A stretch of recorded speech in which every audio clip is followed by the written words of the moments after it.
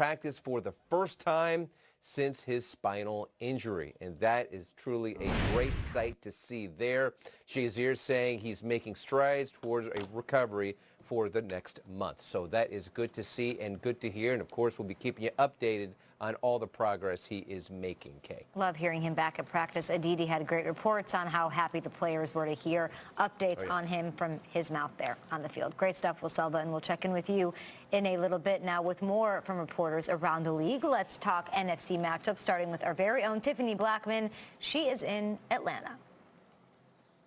Thanks, Kay. Quarterback Matt Ryan was back at practice after missing on Tuesday, and that's the first thing he addressed when he spoke with the media. He said he wanted to thank everyone for their support and outreach, but as he always has tried to do, he wants to keep his family life private and hopes that everyone can respect that moving forward. Now, he did get into the game. He said he has the game plan. He will be well prepared for the Eagles, and he also talked about just the mentality of this team, especially coming off of that Super Bowl loss.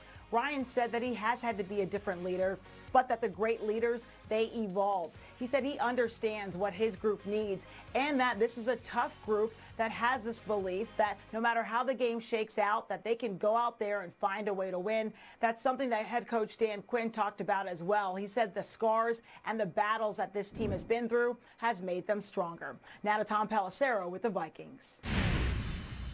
Thanks, Tiffany. When the Vikings hosted the Saints back in Week 1, Sam Bradford and Dalvin Cook lit it up for the home team, while the biggest story on the Saints side was Adrian Peterson's return to Minnesota.